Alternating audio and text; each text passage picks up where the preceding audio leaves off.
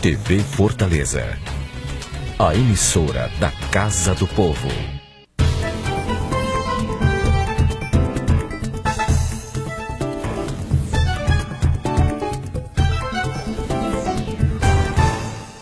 Olá, o programa plenário da cidade de hoje fala sobre obesidade. Segundo uma revista científica, Lancet, apresenta uma pesquisa que mostra que cerca de um quinto da população brasileira é obesa. Chegamos aí a cerca de 30 milhões de pessoas. Para falar sobre este tema e outros relacionados à obesidade, nós estamos recebendo aqui nos estúdios do plenário da cidade o médico Walter Feitosa, o Dr. Walter Feitosa, que é graduado em medicina pela Universidade Federal do Ceará, com residência médica em cirurgia geral pelo Hospital dos Servidores Públicos de São Paulo, do Estado de São Paulo, e em cirurgia do aparelho digestivo também pelo Hospital dos Servidores Públicos do Estado de São Paulo. O Dr. Walter Feitosa, que nos dá a honra da sua presença aqui no programa plenário da cidade, também é mestre em Ciências da Saúde pelo Instituto de Assistência Médica ao Servidor Público do Estado de São Paulo. Dr. Walter Feitosa, cerca de 30 milhões de brasileiros são considerados obesos. Por que o país chega a esta marca? Boa tarde, Paulo. Enfim, a gente tem vários problemas envolvidos na obesidade. Um levantamento do Ministério da Saúde aponta uns do início da formação da criança, por exemplo, como a má alimentação, a alimentação até das escolas, a questão também do fast food, da alimentação de maneira geral, não só na escola, mas quando essa criança vai crescendo, chega na vida adulta, e a gente sabe que hoje em dia é uma correria no cotidiano, a gente acaba se alimentando pior, alto teor de gordura, alto teor de sal, alimento processado. Então hoje a gente sabe que o binômio má alimentação com sedentarismo, a gente sabe que é a base desse aumento da obesidade. É lógico que tem outras doenças envolvidas, doenças endocrinológicas, que também aumentam a incidência da obesidade, mas de maneira geral é a qualidade de vida que nos últimos anos, principalmente nos últimos 40 anos, vem piorando nesse sentido, má alimentação, sedentarismo. Por que a população brasileira percorreu esse caminho de chegar aos 30 milhões de pessoas com obesidade? Faltou informação, a pressão de um mercado que precisa faturar e expõe, fazem muitas vezes aquela venda casada, de um produto, por exemplo, para as crianças, um produto comestível, levando de brinde um brinquedo. Há também esse apelo, esse apelo comercial, e existe. Leva a esse problema? Infelizmente, isso que você falou é correto, além da qualidade do alimento, esse apelo que a indústria alimentícia impõe, principalmente no jovem, contribui bastante. Mas eu acho também que a qualidade do atendimento na escola, a própria escola oferece uma alimentação ruim.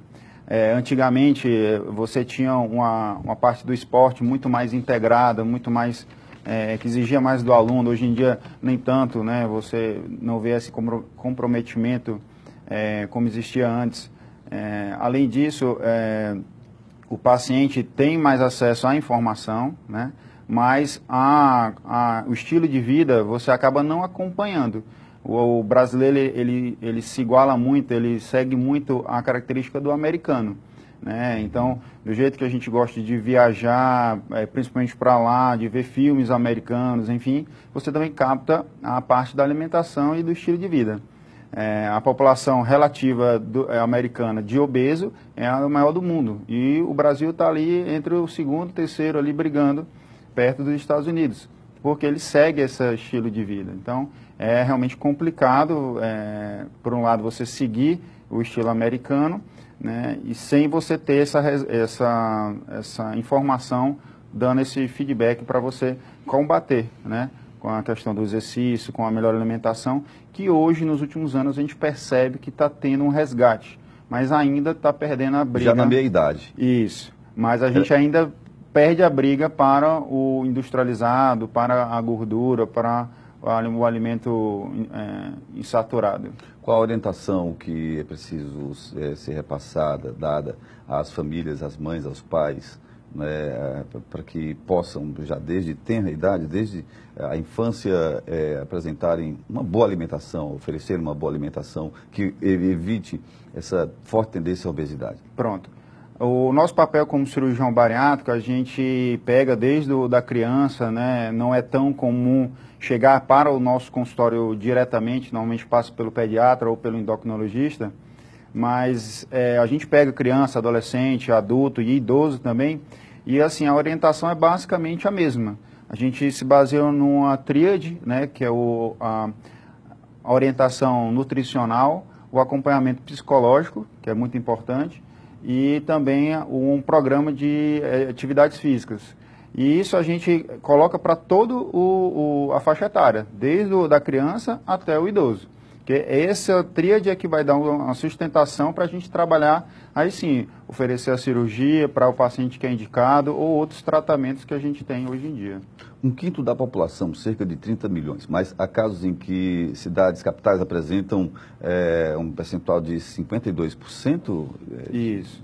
O último pessoas... levantamento do Ministério da Saúde, de Vigitel, que é um levantamento que eles têm, um guia eletrônico que eles disponibilizam, Fortaleza está a 9ª capital do Brasil, né, em número de obesos, chegando até 52% de pacientes acima do seu peso, e desses 52%, até quase 20% são obesos com já um grau de obesidade mórbida. E metade desse percentual já tem indicação de cirurgia. Então, se você for fazer uma conta com o número de habitantes de Fortaleza, por exemplo, a gente tem quase 700 mil pacientes com obesidade já mórbida e quase a metade desses com indicação de cirurgia. Então, a gente tem aí quase 350 mil pacientes que teriam indicação para operar a questão da obesidade. Como é que fica, então, a questão da fila de espera, né, por uma cirurgia bariátrica? Você vê que o número é bem expressivo e, infelizmente, o SUS não acompanha, essa fila. Normalmente tem que fazer uma triagem bem feita, né? O paciente tem que passar... Como é que é feita essa triagem? Exatamente. O paciente tem que fazer um processo... Tem que levar em consideração, né? Isso. O paciente tem que fazer um processo para até chegar à cirurgia. Né? Tem que fazer a avaliação psicológica para ver se ele não tem um transtorno alimentar, um transtorno psiquiátrico até. Tem que fazer o acompanhamento nutricional antes e depois da cirurgia. É obrigatório. O paciente tem que saber se alimentar antes da cirurgia e depois. Ele vai mudar o estilo de alimentação dele. Tem que fazer a avaliação com os outros médicos de suporte, como cardiologista, pneumologista, endocrinologista, o anestesista, a avaliação com a fisioterapia. Então, tem todo um contexto que você tem que percorrer até o momento que, quando o cirurgião juntar todas as peças, vai indicar cirurgia. Então, é um processo longo, mas precisa ser feito. O paciente entender, a família também participar desse processo, e aí sim o paciente vai estar pronto para ser submetido à cirurgia. Então, esse caminho é relativamente longo, a gente, em média, no setor privado, leva uns 3 meses para preparar todo o paciente com calma. Uhum. No SUS demora mais, porque a gente sabe que é um agendamento programado com esses profissionais.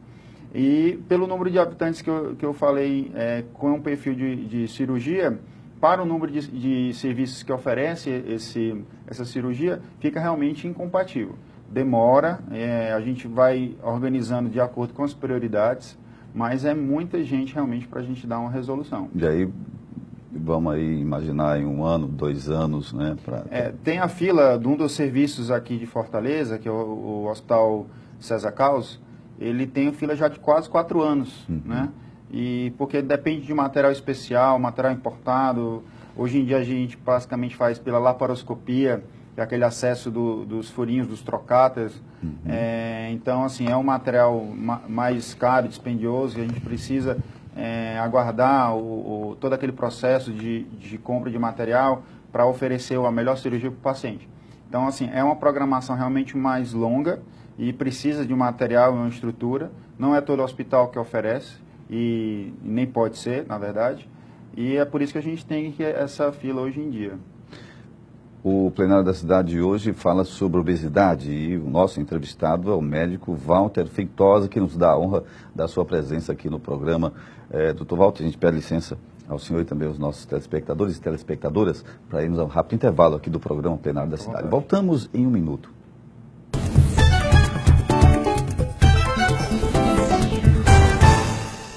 A Justiça Eleitoral está sempre buscando novos caminhos para tornar o sistema de votação cada vez mais transparente.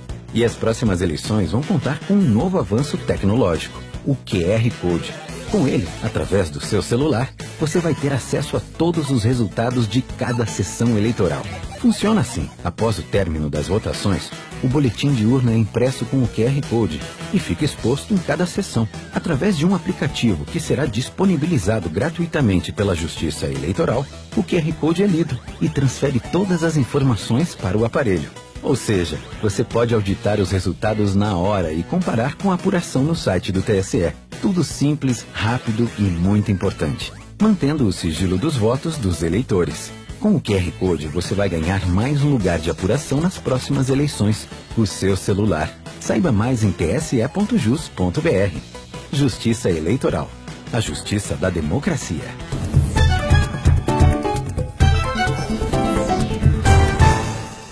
Estamos de volta com o plenário da cidade, entrevistando o médico Walter Feitosa, o Dr. Walter Feitosa, que fala sobre obesidade. E, Dr. Walter, o Conselho Federal de Medicina publicou novas resoluções, novas regras para a autorização da cirurgia bariátrica. O que mudou? Como era antes e qual a nova regra, né? O que baliza, né, para que essa cirurgia aconteça? O Conselho Federal de Medicina, juntamente com o Ministério da Saúde, fez a nova resolução, a 2131 do ano passado, de 2015, ampliando o espectro de indicações da cirurgia da obesidade.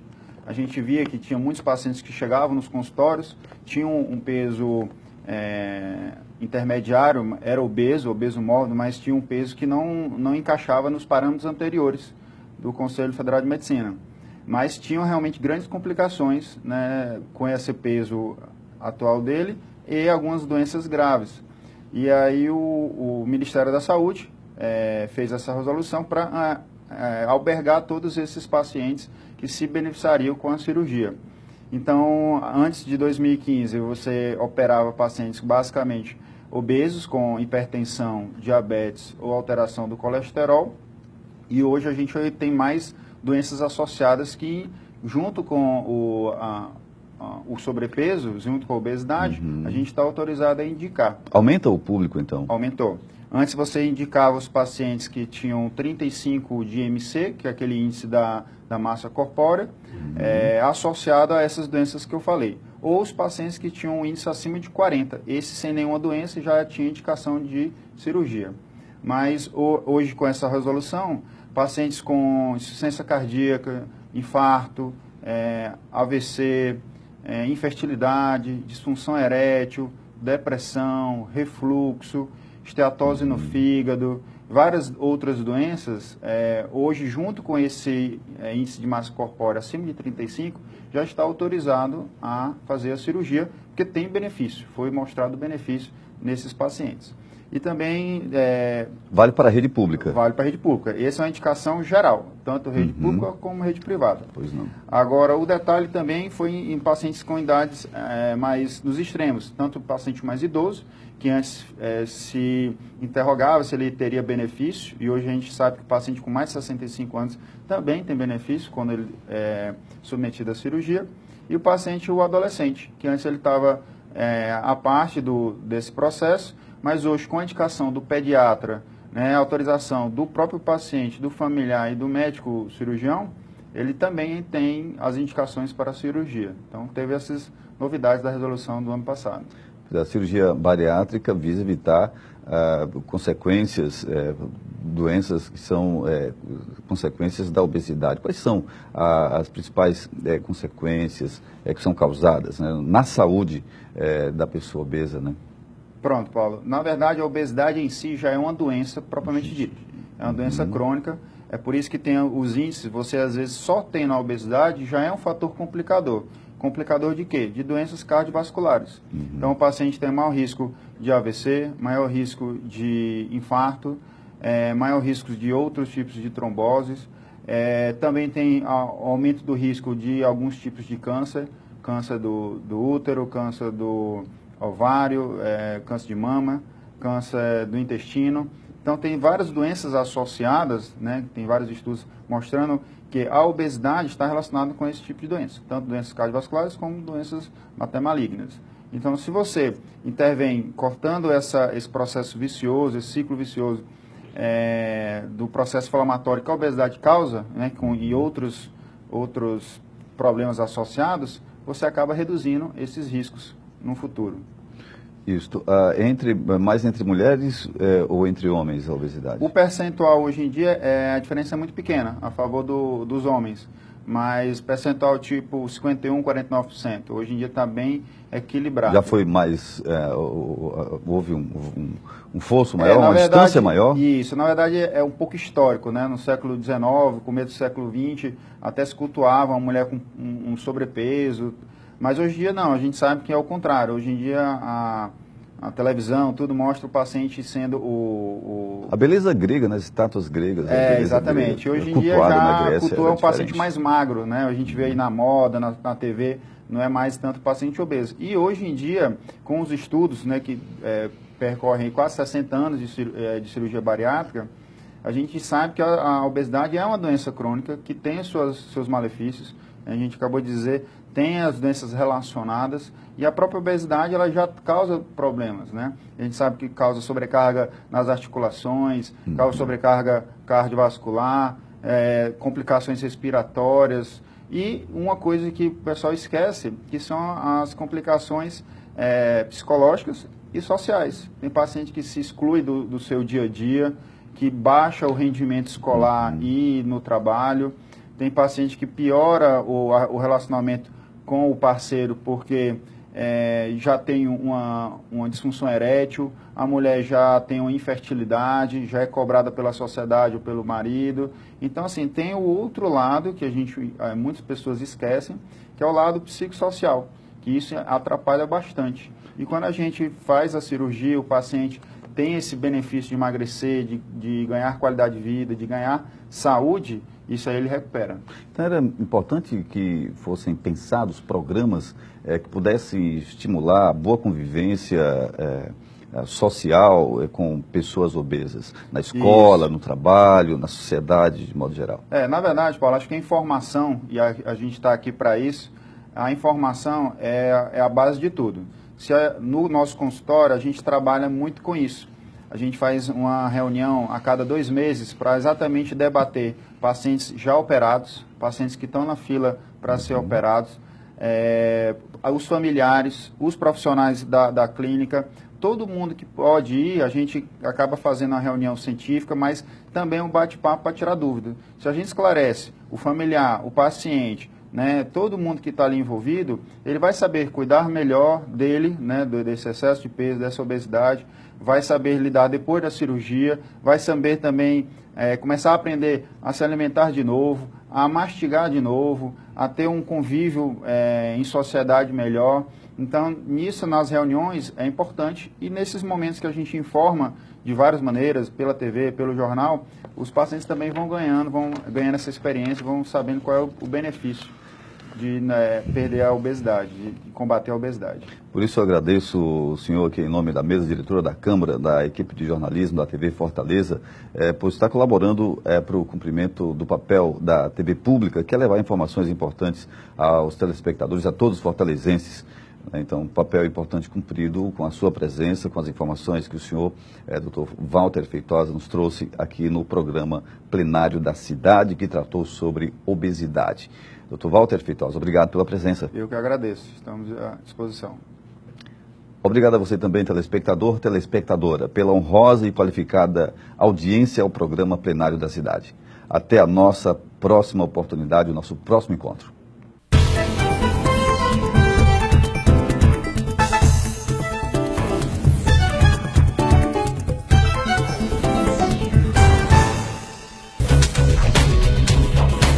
TV Fortaleza. A emissora da Casa do Povo.